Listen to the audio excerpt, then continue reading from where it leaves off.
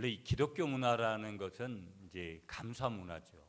그래서 기독교 문화에 속한 사람들은 여러분 뭐 땡큐 영어로는 감사하다라는 말, 우리가 그 감사만이 표현되는 것이 아니라 우리 다른 단어로 바꾸면 이제 기본이 이제 감사합니다. 이 땡큐라는 말 속에는 또 그런 의미도 있지만은 고맙다라는 말들이 있고 또 수고하셨다라는 수고의 개념도 거기에 다 담겨져 있는 겁니다. 그러니까 영어를 우리가 사용할 때는 그 영어의 느낌들과 의미들과 이런 것들을 좀 이렇게 잘 전달해야 될 필요들이 있잖아요.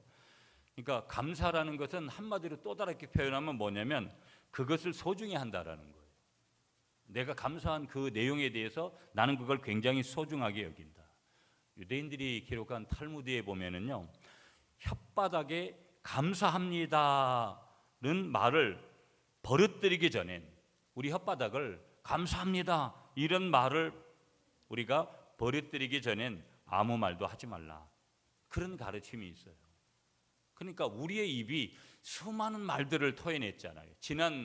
지금까지 이제 9월 23일이 될 때까지, 아니 그 이전에도 이미 우리는 수많은 말들을 토해냈는데 과연 우리가 그것을 좀 가려낸다, 분류해 본다면 과연 그 단어들 속에 과연 감사를 말했던 것이 얼마큼이 될 것이고 또 반대의 개념을 말했던 것이 얼마큼이 될 것인가, 우리가 이제 다시 한번 깊이 그것을 분석해 보면 그 결과가 분명히 다르게 나올 거라는 거예요.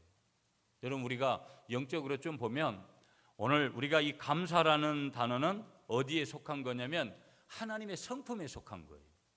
반대의 개념이 뭘까? 원망하고 불평하는 거죠. 원망하고 불평하는 것은 마귀의 성품입니다.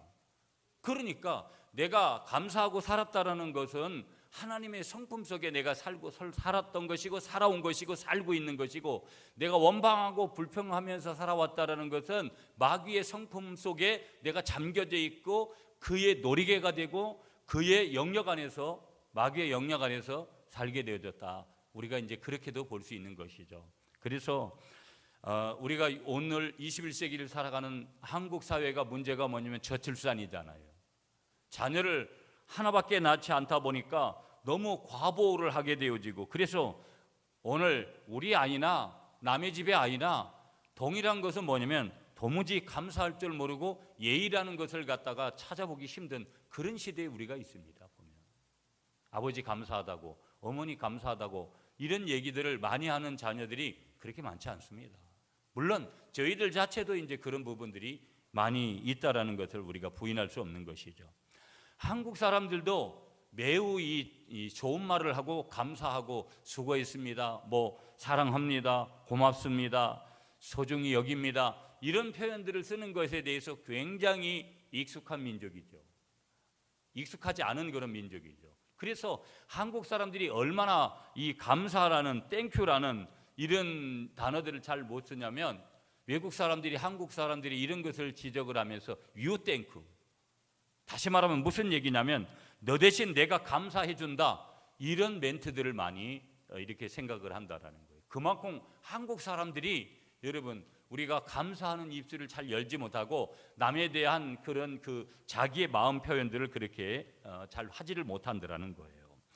이 감사라는 것, 땡큐라는 단어는 철저히 기독교 문화권에서 있는 단어들입니다. 세상 사람들은 조건이 맞을 때에만 감사하는 거예요. 그러나 예수 믿는 기독교 문화권에 있는 저와 여러분들은 뭐냐면 그리 아니하실지라도 그럼에도 불구하고 우리는 뭘 해야 되는 것이냐? 감사해야 될 줄 믿습니다. 그래서 원래 기독교인들은 어떤 사람들이냐? 감사의 사람들이라는 거예요. 그러나 과연 오늘 우리들이 그런 위치에 있는가? 한번 뒤돌아봐야 될 필요성이 있는 것이죠. 자, 감사가 왜 중요하냐? 감사하면 우리가 조금 더 의학적으로, 내면적으로, 정신적으로 감사하면 마음이 유쾌해진다라는 거예요. 우리가 그런 마음들, 내가 그런 마음을 가지면 벌써 마음이 달라지잖아요. 내가 불평하고 원망하는 마음이 생기면 절대 그런 유쾌한 마음이 생기지 않습니다. 불편한 마음이 생기죠. 원망의 마음이 생기죠. 시비의 마음이 생기죠. 책임을 전가하고 싶은 그런 마음이 생기시죠. 남을, 상대방을 탓하고 싶은 그런 마음들이 생기죠. 감사하면 몸이 가벼워진다라는 거예요. 믿습니까 여러분? 감사하면 은혜가 흘러 넘치더라는 거예요. 믿습니까 여러분? 감사하면 적절한 환경이 조성되더라는 거예요. 감사하면 사람들이 좋아하고요. 감사하면은요, 어떤 때는요, 돈도 생기더라는 거예요. 감사하면은요, 사랑과 능력이 생기고요. 감사하면은요, 건강해지고요. 감사하면은 기쁨이 넘치고요. 감사하면 무조건 좋더라는 거예요. 상식적이고 일반적이고 아주 보편적인 얘기를 하는 것 같지만 이 상식적인 것들을 우리가 행하지 않을 때가 얼마나 많은지 모른다라는 거예요. 여러분, 성경에도 하나님 앞에 수많은 감사하는 사람들을 찾아보고요, 역사의 인물들 중에서도 이 단어를 입에 달고 살았던 사람들을 우리가 추적해 볼 수 있는데요, 미국의 흑인 운동가로 유명했던 마틴 루터킹 목사님은 이런 얘기를 우리에게 들려주고 있어요. 나는 흑인으로 태어난 것을 하나님 앞에 감사한다. 여러분, 우리가 볼 때 저렇게 우리가 지금도 까만 피부를 가진 사람들을 보면 저희 집 사람도 까만 피부여서 왜 그렇게 까마냐고, 그러면 이제 변장을 좀 하잖아요. 싹 바르면은 좀 이렇게 허연 것 같지만 되게 까맣거든요. 아마 출신이 아프리카 아닌지 모르겠는데 까만 그 사람들을 보면요, 아프리카 사람들을 보면, 얼마 전에 이제 기아대책에 제가 속해 있어서 기아대책에 코트디부아르 애들이 와서 함께 예배도 드리고 세미나도 하고 그들이 특송도 하고 한국말로 그랬어요. 걔들은 여전히 아직까지도 우리들 마음속에 약간 동정의 마음을 불러일으키는 그런 메모가 분명히 있어요. 없지 않아 그들 속에 자존감이 낮아질 수 있는 그런 부분들을 얼마든지 발견하거든요. 마틴 루터킹 목사님은 나는 흑인으로 태어난 것을 하나님 앞에 감사한다. 이게 쉬운 게 아니라는 거예요. 이건 철저히 하나님 앞에서의 진실된 감사가 있기 때문에 이런 감사의 내용이 나오고요. 영국의 청교도였던 존 밀턴이라고 있습니다, 여러분.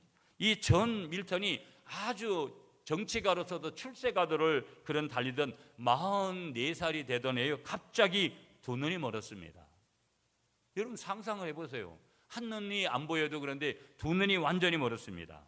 그때 이 존 밀턴이 이런 기도를 하나님 앞에 합니다. 주님께서 내 육안을 어둡게 하시고 오직 주만을 바라볼 수 있도록 신령한 영안을 열어주시니 감사합니다. 그렇게 이야기하고 그 사람이 존 밀턴이 두 눈이 멀어서 그 뒤에 쓴 아주 유명한 작품이 뭐냐면 복락원과 신락원입니다. 존 밀턴의 대표적인 작품들이죠. 영국의 신학자 매튜 헨리라는 유명한 분이 계세요. 아주 저도 그분의 주석을 조금 중요하게 이렇게 보고 그렇게 하는데, 어느 날 이 매튜 헨리 목사님 집에 강도가 들었습니다. 그래서 돈이 들어있는 지갑을 갖다가 완전히 이렇게 그냥 빼앗아가 버린 거예요. 그날 밤에 이 매튜 헨리 목사님이 하나님 앞에 이런 기도를 합니다. 주님, 강도가 내 지갑만을 빼앗고 나의 목숨을 빼앗지 않음으로 인해서 감사하고 자신이 강도가 되지 않음으로 인해서 감사합니다. 이런 기도를 했다라는 거예요. 여러분, 오늘 이제 추석 전날이고 많은 분들이 이제 벌써 이미 가족들을 만나서 아마 추석 준비들을 많이 여러 가지로 하고 있지 않겠어요? 저희 강화도 섬에도 이제 하루에 오전과 오후에 배가 두 번밖에 가지를 않아요. 차를 배에다 싣고 1시간 반을 가거든요. 저희 교회 식구들, 예전에 있었던 초창기에 있었던 식구들은 딱 한 번 저희 고향을 같이 한번 몇 사람이 갔었는데요. 여름에 추석이 되니까 하루에 4번씩 이제 배가 운행이 돼요. 저희들이 내일 아침에 첫 배인 7시 반배를 이렇게 타고 가려고 7시 반에 되는 이제 첫 이제 배를 타고 들어가려고, 그리고 이제 연휴가 짧아서 우리 에리는 출근 관계 때문에 가지도 못하고 우리는 이상 가족이 좀 되는데, 여하튼 짧은 3일 동안 제가 월요일날 내일 가서 수요일날 이렇게 돌아오는 그런 일정인데도 저의 마음에는 너무나 이제 벅찬 그런 마음들이 있습니다. 저희 부모님뿐만 아니라 큰 집에 또 여러 또 어떤 일가 친척들이 저희 동네 한 동네 17가구가 사는데 17가구 중에 대부분이 다 친인척들입니다. 그렇게 해서 제 마음속에 뭐가 있냐면 언제까지 우리 아버지 어머니가 그 자리에서 나를 기다려줄까? 내년에는 내가 그 아버지 그 어머니를 뵐 수 있을까? 이 마음들이 제 마음에 있어요. 그럼에도 불구하고 또 한편에서는 뭐냐면 그 부모님을 이 땅에 보내주신 하나님의 은혜 앞에 감사하는 그 마음이 저에게 더 큰 것이죠. 조건을 따지지 않고 여건을 따지지 않고. 우리가 작은 일에 감사할 줄 아는 사람, 참으로 감사를 아는 사람이다. 우리가 이제 그렇게 한번 정의해 볼 수 있는 것이죠. 우리가 살다 보면 감사라는 것을 우리가 아주 중요하게 여겨야 되는데, 우리가 만약에 큰 일에만 우리가 감사를 할 수 있는다, 그러면 우리의 삶에서 감사할 일은 그렇게 많지 않을 거라는 거예요. 아주 이 정도 조건이 돼야지만이 내가 감사할 수 있다라는 거. 범사에 감사하라. 오늘 본문의 말씀이 범사에 감사하라, 이런 말씀으로 우리에게 주세요. 오늘 아주 대표적인, 오늘 데살로니가전서 오늘 본문으로 돌아가서 보면 16절, 17절, 18절이 대표적인 말씀이죠. 보면 항상 기뻐하라, 쉬지 말고 기도해라. 기뻐하는 것, 우리에게 있어서 샬롬 에이레네라는 이 내용이 얼마나 중요한지 우리에게 말씀하고 있고, 또 더 나아가서 쉬지 말고 기도해라. 그러면서 이어지는 말씀이 뭐냐면 범사에 감사해라. 범사에 감사하라. 이것이 그리스도 예수 안에서 너희를 향하신 누구의 뜻이라는 거예요? 하나님의 뜻이라는 거예요. 하나님의 뜻이 뭐냐? 범사에 감사하는 거고, 기뻐하는 거고, 쉬지 말고 기도하는 것이다. 그러니까 이 세 가지, 인생은 항상 기억해야 될 것이 뭐냐? 하나님의 뜻과 하나님의 계획과 하나님의 목적과 하나님의 의도대로 사는 것이 인생에서 가장 중요한 거예요. 저나 여러분들이 지금까지 살아오면서 이 하나님의 뜻과 하나님의 계획과 하나님의 의도와 하나님의 목적 없이 하나님은 좌로 가랐는데 하나님의 뜻에 우리가 배역해서 우로 갈 때가 있고, 하나님은 우로 가라고 말씀하시는데 우리는 좌로 갈 때가 얼마나 많은지 몰라요. 하나님의 음성을 들어야 되는데, 양은 목자의 음성을 듣고 가야 되는데, 문제는 뭐냐면 양은 때로는 우둔할 때가 있어서, 우리는 우둔할 때가 있어서 하나님의 의도와 목적을 상실한 채 우리가 살아갈 때 결국은 뭐냐면 그 자리는 하나님의 성품의 자리도 아니고 하나님의 계획의 자리도 아니고 하나님의 이끄심의 자리도 아닌 그 자리에 얼마든지 가 있을 수 있다. 물론 우리가 하나님의 그 자리에 가 있지 아니할 때도, 내가 원망하고 불평하고 하는 그런 자리에 있을 때도 하나님은 여전히 나를 사랑하시고 하나님은 여전히 나를 보호하신다는 것은 사실이죠. 그러나 하나님은 항상 나에게 지정이라는 하나님의 형상을 닮은 하나님의 선택권, 그것을 우리에게 이미 양도해 주셨기 때문에 우리가 그 자리에서 내가 어떤 선택을 하는 것은 내 자유라는 거예요. 하나님이 이미 나에게 주셨기 때문에 내가 하나님을 잘 섬기는 사람이 되고 감사의 사람이 될 수도 있고, 내가 하나님을 잘 섬기지 못하고 원망하고 불평하는 사람이 되는 것은 내가 선택하는 거라는 거예요. 왜? 하나님께서 나에게 선택 의지라는, 지정이라는 내가 선택할 수 있는 권한을 이미 나에게 주셨기 때문에.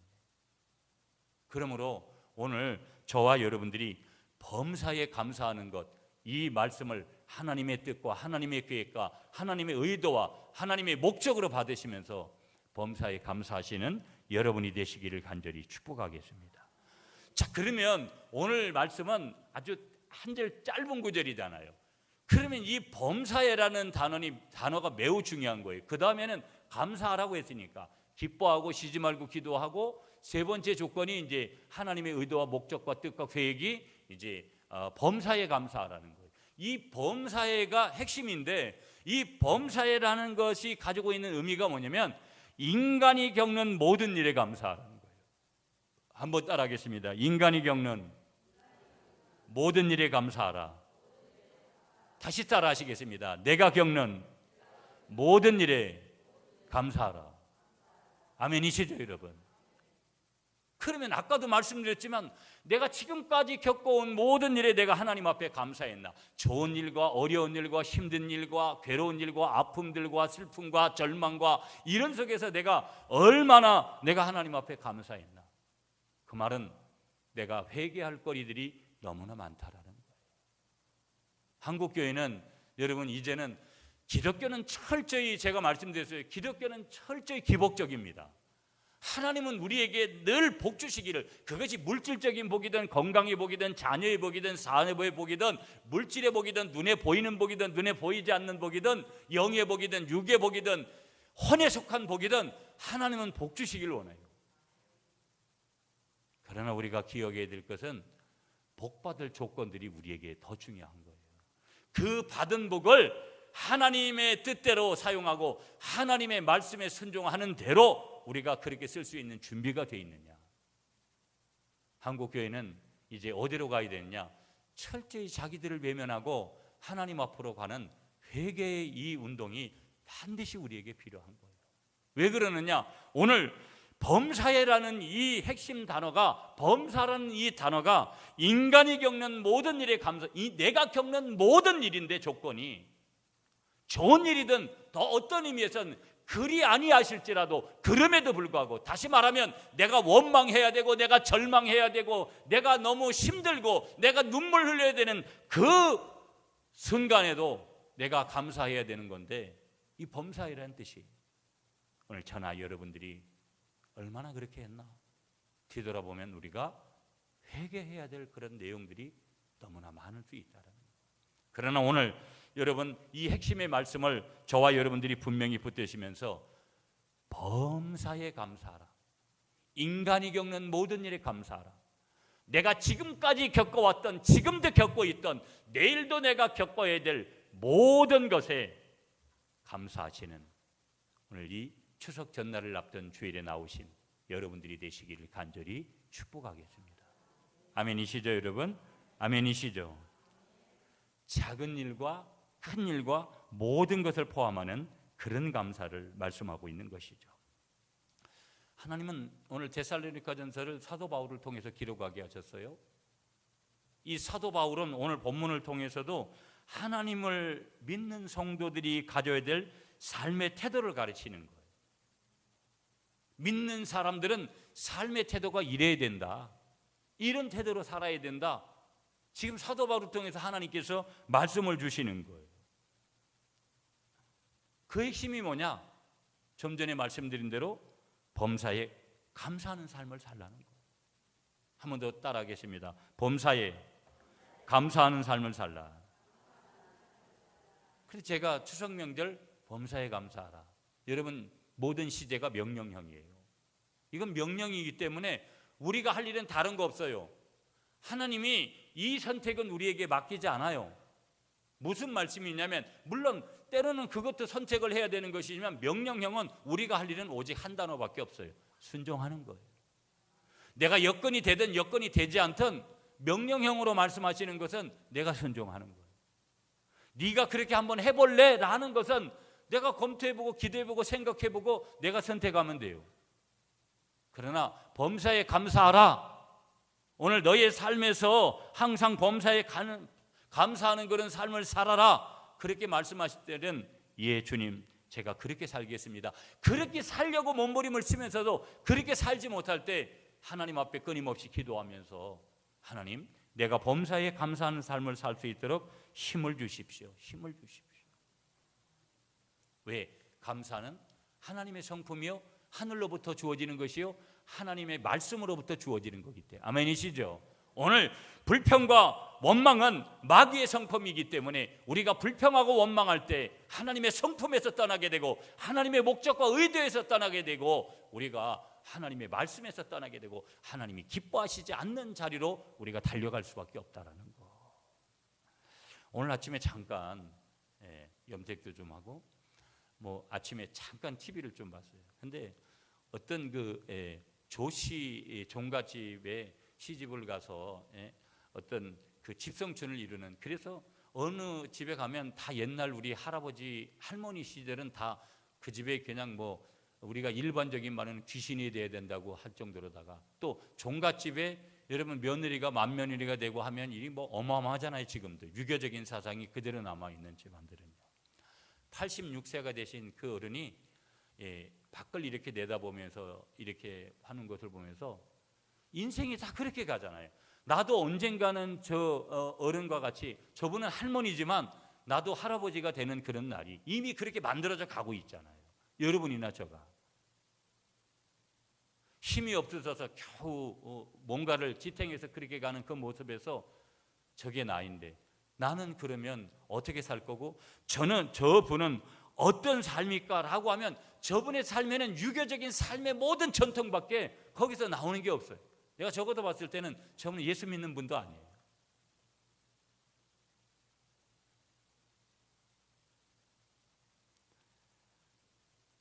그러나 아마 제가 느낄 수 있는 것은 예수를 안 믿어도 그 입술에서 늘 범사의 입술을 낼 수 있거든요. 예수 믿는 저와 여러분들이 오늘 범사에 감사하는 삶을 살라. 이 추석 명절에 다시 한번 하나님의 음성으로 듣고 결단하시는 여러분이 되시기를 간절히 축복하겠습니다. 그러면 우리가 이런 질문을 해야 돼요, 여러분. 이 감사라는 이 추석 명절의 이 단어 앞에서 감사하는 삶을 살아야 될 이유가 뭐냐 이 말이에요. 왜 우리가 감사해야 되는 삶을 살까? 우리가 믿는 하나님께서, 첫째 이유가 뭐냐? 우리가 믿는 하나님께서 우리의 창조주가 되시기 때문이라는 거예요. 믿습니까, 여러분? 우리 하나님이 누가 되신다고요? 창조주가 되신다라는 거예요. 처음 받은 인간이 지어주신 하나님께 감사하는 삶을 사는 것은 당연한 도리예요. 어떤 인간에게도 은혜를 입어보세요. 항상. 제가 어제도 어느 장로님 집에 갔어요. 제가 그분에게 문자를 이렇게 냈어요. 장로님 두 분의 은혜 때문에 제가 오늘 여기도 있습니다. 그건 사실이에요. 저에게 늘 10년 동안 생활비를 대줬고, 저에게 학교를 다닐 때도 늘 학비를 대주고, 늘 찾아갈 때 따뜻하게 저를 맞아주고, 그래서 저는 평생 잊을 수가 없어요. 만약에 그것을 잃어버린다면 저는 사람이 아닐 것이다. 스스로 그렇게 결단을 해요. 우리가 인생을 살면서 사람에게 받은, 여러분들도 사람에게 받은 은혜들이, 그것이 부모님이든 형제든 지인이든 누구든, 그런 바른 은혜들이 얼마나 큽니까? 저는 그래서 금전적으로도 받은 그런 것들 때문에도 제 서랍에 보면 예전에 제가 신학생 때부터, 그때부터 제가 다른 분들의 도움을 받기 시작했으니까 지금까지 오면서 저에게 도움을 준 분들은 다, 온라인으로 어떤 경제적인 도움을 준 분들은 다 통장에 해지를 하더라도 절대 버리지 않았어요. 왜 그러냐면 인간에게 받은 그런 도리들도 내가 대갚을 수 있는 날이 온다면 대갚아야 되잖아요. 여러분들도 그럴 거잖아요. 그런데 우리를 만드시고 창조하시고 빚으신 그분의 은혜가, 오늘 내가 이 땅에 태어나서 지금 이렇게 생명으로 호흡하고 있다는 것이 얼마나 감사한 것인데, 오늘 우리가 첫 번째로 감사하는 삶을 살아야 될 이유는 뭐냐? 하나님께서 우리의 창조주가 되시기 때문이다. 두 번째 이유가 뭐냐? 하나님께서 예수 그리스도를 통해 우리의 죄를 대속해 주시고 또한 그를 통해 많은 유익을 우리에게 주시기 때문인 줄 믿습니다. 예수 때문이라는 거예요. 아멘이십니까, 여러분? 아멘이십니까? 예수님이 아니었다면 오늘 저와 여러분들이 이 추석 전날에 이 예배, 다른 사람들은 다 고향을 찾아갔어도 오늘 여러분이 어떤 의미에서는요, 우리가 고향 찾아가고 예수 안 믿고 그냥 자기 생애에 맡겨둔 그 시간 안에 하나님의 카이로스라는 시간이 아니라, 신비적인 시간이 아니라, 계획된 시간이 아니라 인간의 크로노스의 시간, 그 시간에 더 충실하는 것, 그것이 얼마나 우리에게 더 소중했는지 몰라요. 예수 때문에, 예수 때문에 저와 여러분들이 오늘 이 자리에 있는 게 값진 거예요. 그 예수님이 나의 모든 원죄와 조상죄와 자범죄를 위해서 인간의 몸을 입고 오셔서 성육신 인카네이션 하셔서 오늘 저와 여러분들의 모든 죄를 도말하시고 오늘도 그분의 사랑으로 우리를 인도하신다라는 거, 예수 때문에. 내가 감사해야 될 이유가 예수 때문이라는 거, 이건 영의 사람만이 할 수 있는 거고, 하나님의 뜻과 계획과 하나님의 목적과 의도를 분명하게 뚜렷하게 신앙 고백할 수 있는 사람만이 할 수 있는 거예요. 그 사람이 믿음의 사람이요, 참 그리스도인이요, 하나님이 기뻐하시는 사람이요, 오늘 진정한 추석 명절을 앞둔 감사가 뭔지를 깨닫는 사람인 줄 믿습니다. 우리가 감사해야 될 이유가 뭐냐? 오직 예수 때문에. 아멘 하시는 여러분이 되시기를 축복합니다. 여러분, 오늘 예수가 보이질 않아요. 여러분, 우리가 가끔 제가 목사인데도 예수가 보이질 않아요. 오늘 여러분이 중직이 돼서 직분을 가졌는데도 예수가 보이지 않을 때가 있는 거예요. 오늘 교회를 보면 예수가 보이지 않는 사람으로 행동하는 사람들이 너무 많아요. 그래서 우리는 회개의 자리로 가지 않으면 우리는 더 이상 불신자와 다르지 않은 그런 잘못된 삶을, 우리가 잘못된 신앙생활을 우리가 살 수 있다라는 거. 예수가 보이지 않으면 안 되고 예수가 반드시 보여야 될 줄 믿으시는 여러분이 되시기를 간절히 축복하겠습니다. 세 번째로 우리가 감사하는 삶을 살아야 될 세 번째 이유가 뭐냐면요, 하나님께서 은혜로 살아가는 삶을 주셨기 때문이에요. 기독교는 철저히 은혜의 종교고 예수 믿는 우리들은 뭐로 살았느냐? 하나님의 은혜로 살았지요. 하나님의 은혜로 살았지요. 그것이 우리가 입버릇처럼 우리가 누가 무엇이든지 이렇게 된 것도 다 하나님의 은혜입니다. 다 하나님의 은혜입니다. 저희가 2층 상가에서 상무초등학교 앞에서 시작을 했어요. 늘 거기를 지나면 지금도 이렇게 어떤 때는 그런데 여기까지 지난 15년 동안 인도한 것이 하나님의 은혜구나. 너무나 어떻게 보면 어떤 때는 힘든 마음의 그런 부대낌들도 있지만 진짜로 감사하고, 그때는 저희 가족밖에 없어서, 그런데 어떤 상황이 돼도 그래도 귀한 성도들을 보내셔서 함께 교회를 섬겨갈 수 있도록 했으니까 모든 것이 하나님의 은혜지. 때로는 아픔을 주는 일들도 모든 것이 하나님의 은혜지. 여러분, 그 하나님의 은혜를 다시금 고백하시는 저와 여러분들이 되시기를 축복합니다. 우리가 감사해야 될 이유는 다 하나님께서 은혜로 살아가는 삶을 주셨기 때문이라는 거. 네 번째, 우리가 감사해야 될 이유가 뭐냐? 감사하는 자에게 하나님께서는 더 큰 축복을 주시고 더 큰 행복을 주시고 더 큰 능력을 주시기 때문이라는 거예요. 아멘이시죠, 여러분? 이걸 믿어야 돼요. 여러분, 사도행전에 보시면요, 바울과 실라가 나오는데요, 원래 이 바울과 실라가 아시아에 가가지고 선교할 계획을 가졌습니다. 그런데 성령이 기도하는 가운데 성령의 지시하심을 받아서 마게도냐, 유럽이죠, 지금의 그리스 지역인데 이 마게도냐로 지방으로 가서 복음을 전파하게 되어졌습니다. 성경대로 말하면 빌립보 지역인데 이 빌립보 지역에 이르러서 귀신들로 점치던 여인들을 고쳐주고요, 막 하나님께서 그들을 사용해서, 그래서 거기에서 빌립보 교회가 세워집니다. 그런데 어떤 이가 고발을 해가지고 바울과 실라가 옥에 갇히게 됩니다. 분명히 그들이 온 것은, 이 빌립보 오게 된 것은 성령의 인도하심을 따라 오게 되어진 것인데, 순종의 대가로 심한 매를 맞고 옥에 갇히기까지 한 이 바울과 실라의 마음이 어떻겠는가? 보통 사람 같으면, 아니 하나님, 분명히 나에게 이 마게도냐로 가라고 성령의 그런 은혜 가운데 지시해놓고 우리를 이렇게 옥에 갇히게 하시고 하나님께서 이렇게 줘 터지도록 우리를 인도하십니까? 반문하고 원망하고 불평하고 하나님 앞에 그럴 거라는 거예요. 그런 인간의 심정이 사람 앞에서는 뭐 아무것도 보이지 않는 것이죠. 그런데 보세요, 여러분, 보통 사람 같으면 하나님을 원망했을 것이다. 하지만 바울과 실라는 하나님께 성경은 뭐라고 말씀하냐? 찬송하고 기도하며 감사했는 줄 믿습니다. 그때 무슨 일이 일어났느냐? 성경은 분명하게 우리에게 말씀하고 있습니다. 지진이 일어났습니다. 옥문이 열렸습니다. 하나님의 역사와 하나님의 기적이 그들에게 일어난 줄 믿습니다. 감사는 신령한 하나님의 역사와 기적을 불러오더라는 거예요. 여러분, 밀물이 있으면 썰물이 있습니다. 6시간마다 아주 그 시간이 정확하게 되면,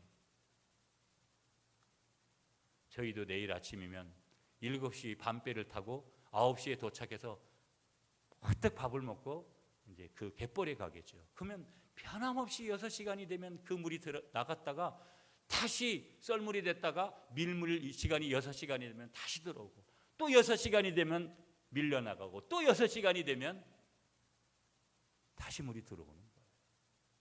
하나님의 원리는요, 우리가 감사하면 하나님의 성품 속에 오는 것들이 내려오는 거고요, 우리가 원망하고 불평하면 마귀의 성품 속에 있는 것들이 우리에게 주어지는 거예요.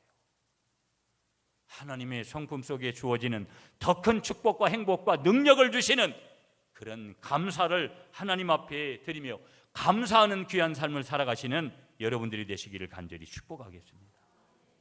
그럼 두 번째 질문을 이렇게 해보고 싶어요. 그렇다면 범사에 감사할 수 있게 해주는 올바른 눈은 어떤 눈일까? 우리가 이 범사에 감사할 수 있는 눈을 떠야 되는데 이 범사에 감사할 수 있는 눈은 어떤 눈일까? 첫째 한번 따라하겠습니다. 믿음의 눈을 떠야 감사가 보입니다. 믿음으로 구원받습니다. 믿음으로 하나님을 기쁘시게 합니다. 우리가 믿음으로 물질을 쓰고 믿음으로 시간을 쓰고 믿음으로 오늘도 우리는 이 귀한 몸을, 이 시간을, 우리가 물질을 하나님 앞에 이 몸된 제단에서 드리는 겁니다. 아멘이시죠? 그러므로 오늘 우리가 범사에 감사해 줄 수 있는 올바른 눈이 뭐냐? 믿음의 눈이 열려야 될 줄 믿습니다. 이 믿음의 눈이 열려지는 비결은 다른 게 아니에요. 오늘 말씀과 기도 가운데, 오늘 하나님의 은혜 가운데 이 믿음의 눈이 계속해서 그 지경을 넓혀가게 되는 줄 믿습니다. 그러므로 우리는 항상 하나님의 말씀을 가까이 하고 항상 그 하나님과 기도로 대화할 때 우리의 믿음이 눈이 확장되고 우리의 믿음의 눈이 하나님이 기뻐하시는 눈으로 바뀌어지게 되는 거예요. 두 번째, 이 믿음의 눈이 바뀌어지는 것은 뭐냐? 한번 따라하겠습니다. 돌아보는 눈을 가져야 합니다. 돌아보는 눈. 여러분, 우리가 일기를 쓰는 것은 계획도 있습니다. 그러나 반성도 매우 중요한 거예요. 우리가 큐티를 하면서도 여러분 그렇게 살았는가를 점검하는 것이 얼마나 중요한지 몰라요. 그렇게 살기도 점검을 잘해야 되지만 내가 그렇게 살았는가를 점검을 하는 것은 또 다른 새로운 시작을 출발하는데 얼마나 중요한지 모른다. 돌아보는 눈. 추석은요, 가을은요, 우리 한국 사회가 이제 아열대로다가 급속하게 바뀐다고 하는데 지금 그럼에도 불구하고 순간순간 하늘을 보세요. 가을 하늘이요. 가을은 남자의 계절이어서 그런가 저도 마음이 산란해지고 여러 가지 마음이 오는 거예요. 가을 하늘을 보면 너무 하나님 앞에 부끄럽기도 하고 내가 뭘 어떻게 살고 있는 거지 지금? 올 한 해 뭘 했지?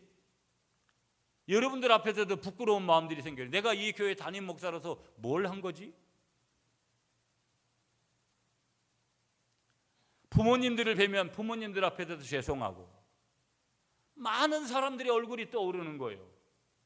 아이고, 내가 어떻게 해야 되는데 또 신방도 갔어야 되는데 어떻게 해야 되는데 별의 이야기들, 생각들이, 스토리들이 여기서 떠오르는 거예요. 돌아보는 눈을 가져야 감사를 볼 수 있다. 이스라엘 백성들은요, 요셉을 따라서 애굽의 고센 지방에 정착했잖아요. 430년을 지내면서 한 민족을 왕성하게 하나님께서 은혜를 주셔서 그렇게 되어졌지만 그런데 요셉의 공적을 알지 못하는 왕들이 그 다음에 일어나게 되어질 때 이스라엘 백성들을 노예화하고 핍박하기를 시작했습니다. 그러자 이스라엘 백성들은 고통 중에 출애굽기에 보면 하나님 앞에 부르짖게 되어지고 그때 하나님은 모세라는 지도자를 세워서 기적적인 그런 해방을 주시게 되어지는 것을 우리가 보게 되어져요. 그래서 하나님께서 항상 이스라엘 백성들에게 뭐라고 말씀하시느냐? 이집트, 애굽이죠. 애굽에서 종되었던 것을 기억하고 하나님의 구원과 광야에서의 보호와 인도를 기억해라. 하나님 우리에게도 동일하게 말씀하시지 않겠어요? 영적인 이스라엘인 저와 여러분들에게도 그렇게 말씀하시지 않겠어요? 우리가 가족을 찾고 부모를 찾고 하는 거 좋아요. 그러나 어찌 보면 우리가 이런 명절을 맞이했을 때 세상적인 관점에서의 그런 따라감이 아니라 순종이 아니라 정말 하나님 앞에서 자기를 돌아보고 내가 어떻게 살았는가를 갖다가 뒤돌아보는 그런 시간이 우리에게 더 중요하더라는 거예요. 여러분, 이 덴마크라는 나라 아시죠? 스칸디아 반도인가요? 뭐 거기에 있는 뭐 스웨덴, 덴마크 이런 나라들이 굉장히 잘 사는 나라잖아요. 그런데 이 덴마크 사람들은요, 어떤 가정일에 기념 어떤 날이 되면 검고 맛이 없는 보리빵을 먹으면서 가난하고 힘들었던 과거를 기억한다라는 거예요. 고난의 때를 기억하면서요, 현재의 잘못된 삶의 태도를 고치자는 그런 의미로 그렇게 한다라는 거예요. 여러분, 남북이 정상들이 모여서 좋은 무대로 가고 있어요. 정말 좋은 무대로 가야 되는데 우리는 역사를 보면서도 일제 30년을 잊을 수 없는 민족이고요, 6.25 동란을 잊을 수 없는 거예요. 여러분, 현대전이라는 것은 6.25 그 당시에 60년이 지난 그 당시에 무기를 가지고도 저렇게 무서운데 현대전의 무기를 가지고 전쟁을 한다? 이건 상상도, 옛날에 6.25 당시에 피난을 간다? 피난을 갈 이유도 없습니다. 여러분, 그 자리에서 어떻게 될지 모르는데. 우리의 자신들을 좀 지금까지 지내온 은혜를 기억하면서 여러분 돌아보는 눈을 가지시는 여러분이 되시기를 축복하겠습니다. 자, 오늘 범사에 감사할 수 있는 세 번째 비결, 이제 조금 더 마무리하면서 한번 따라하겠습니다. 여러분, 내려다보는 눈을 가져야 합니다. 이 내려다본다라는 개념이 뭐냐면 겸손한 눈을 가져야 된다는 거예요. 여러분, 우리가 내려다본다 그러면 교만으로 생각할 수 있잖아요. 영적인 부분에서 성경적인 것은 내가 내려다보는 눈을 가진다는 것은 섬기는 눈을, 다시 말하면 겸손한 눈을 가지는 것을 말하는 거예요. 이 은혜가 여러분에게 임하시기를 축복합니다. 네 번째, 우리가 어떤 눈이 열려야 되냐면요, 내일을 보는 눈이 열려야 될 줄 믿습니다. 한번 따라하겠습니다. 내일을 보는 눈이 열려야 합니다.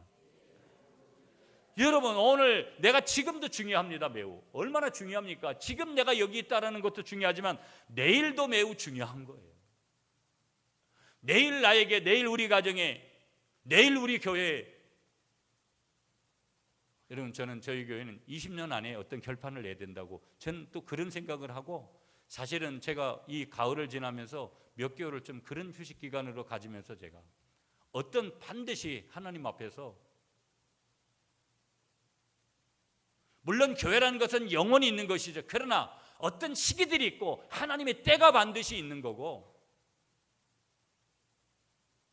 여러분의 내일을 바르게 준비하시는 그런 눈이 열리시기를 축복합니다. 자, 그러면 마지막으로 결론점에 이르면서 이런 질문하면서 오늘 말씀을 정리할게요. 여러분, 그러면 바른 감사란 어떻게 하는 걸까? 우리 한번 따라하겠습니다. 찬송으로 감사하는 것이다. 여러분, 이 찬송이라는 것은 시편 69편 이번 주간에도 우리가 봤지만 황소를 드림보다 더 귀하다. 제가 그런 얘기해서 어떤 주석가가 그 황소의 가치가 얼마가 되느냐? 10억이 된다. 그러면 내가 찬송을 드리는 것이, 찬양을 하는 것이 현금으로 10억을 헌금하는 것보다도 귀하다라는 거예요. 여러분, 우리 중에 헌금을 10억 할 사람이 누가 있어요? 한 사람도 없어요. 우리는 1억 한 사람도 없어요. 내 찬송 하나가 하나님 앞에 10억을 드릴 수 있는 가치 이상이 된다라는 거, 그걸 믿으시는 여러분이 되시기를 간절히 축복하겠습니다. 그래서요, 하나님은 시편은 다 기도이면서 시편은 찬양이잖아요. 시편 103편 2절에 보시니까 내 영혼아 여호와를 송축하며 그 모든 은택을 잊지 말지어다. 그 모든 은혜를 잊지 말지어다. 지금까지 그렇게 은혜를 주신 그 은택, 그 하나님의 은택을 잊지 않으시는 저와 여러분이 되시기를 축복합니다. 시편 34편 1절에 내가 여호와를 송축하며 그를 송축함이 내 입에 계속하리로다. 그를 송축함이 내 입에서 계속하리로다. 나는 하나님을 계속 찬양할 것이다. 10억 아니라 얼마가 되는 것일지라도 나는 그 하나님을 계속해서 찬양할 것이다. 아멘이시죠, 여러분? 누가복음 11장에 보면은요, 여러분, 거기 문둥병자들이 나오는데 요즘은 한센병이라 그러죠. 거기 10명의 문둥병자가 고침받은 그런 사건이 나와요. 그런데 다 예수님께 나와서 깨끗함을 받았어요. 제가 요즘도 그런 생각을 좀 많이 가져요. 하나님이 제게 어떤 무언가를 누르시는 그런 느낌들을 참 많이 가져요. 그래서 제가 왜 그럴까? 가만히 뭐를 내가 주님 앞에 순종을 좀 안 하지? 근데 하나님은 저에게 계속 뭐를 요구하시냐면 이 치유사역을 요구하시거든요. 근데 제가 사실은 치유사역을 적극적으로 안 하고 있다고요. 적극적으로 해야 되는데, 근데 여하튼 이번 주간에도 의자를 이렇게 한 개를 구입해 왔어요. 일단 한 개 써보려고. 저게 매우 중요한 역할을 하는 거거든요.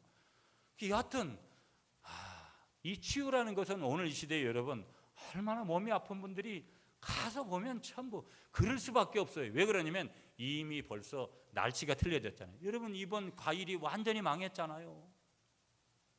값도 엄청 비싸졌고 먹을 수가 없는 거예요. 먹거리들이 여러분 보면 우리가 먹는 먹거리들이 이제 완전히 내가 만들어서 먹지 않으면, 내가 농사를 지어서 먹지 않으면 이게 믿기 힘든 세상에 우리가 있는 거예요. 그러니까 이게 먹거리가 좋아야 되는데, 우리 인체에 하나님이 만드신 원리는 이 먹거리가 매우 중요한 거거든요. 그러니까 먹거리가 잘못됐으니까 결국은 뭐예요? 우리 몸에 그거 하나만이 아니라 공기 문제, 스트레스 문제, 뭐 다양한 것들이 있잖아요. 우리가 무슨 죄 문제도 있을 수 있고, 그런데 곳곳에 도사리고 있는 것들이 결국 우리 건강을 해치는 것들이 너무나 많은 거예요. 그러니 앞으로는 몸의 질병을 짊어져야 되는 사람들이 더 많아지는 거예요. 베트남의 중요한 어른이 61세밖에 안 됐는데 희귀병으로 돌아가셨어요. 여러분 이제 신문에도 봤잖아요. 우리가 그런 것도 있고 다양한 질병들이. 그러나 예수님께 나아가면 어떤 질병도 고침을 받게 되는 줄 믿습니다. 그게 복음이에요. 그게 복음이거든요. 저는 어떻게 할 수 없어요. 그러나 어떤 도구는 될 수 있어요. 여러분은 어떤 도구는 될 수 있어요. 그러나 저나 여러분들이 그 완벽한 치유를 줄 수는 없습니다. 그 완벽한 치유를 주시는 복음 대신 유일한 분이 계시는데 그분이 예수님인 거예요. 그 예수님이 문둥병에 가서 고침받았는데 다 제 길로 갔는데 그 중에 딱 한 사람만 사마리아 사람인데 그 사마리아 사람만 예수님께 고침을 받는 거예요. 그때 예수님께서 물으시는 거예요. 고침받은 다른 9은 어디 있느냐? 이 말은 뭐냐면 주님은 지금도 감사할 수 있는 사람을 찾는 거예요. 여러분 살다 보면 원망하고 불평할 일들이 너무 많아요. 세상의 원리를 가면 항상 그쪽에 초점이 맞춰질 수가 없어요. 왜? 나는 1등 인생이 아니기 때문에. 그러나 복음 대신 주님 앞에 서면 늘 모든 것이 안 되는 것도 감사요, 오늘 안 된 것이 내일 하나님의 능력과 기적으로 풀려질 줄 아는 믿음의 눈이 열려져서 그것도 감사가 되는 거고, 여기까지 인도하신 것이 하나님의 은혜라고 고백하시면서 여러분 부모님을 만나 뵙고 또 일가 친척들을 만나 뵈면서 추석에 담소를 나누고 즐겁고 행복한, 그 중에서도 더 하나님의 은혜를 고백하는 그런 추석 명절이 되시기를, 그래서 추석 명절에 범사에 감사하시는 여러분이 되시기를 간절히 축복하겠습니다.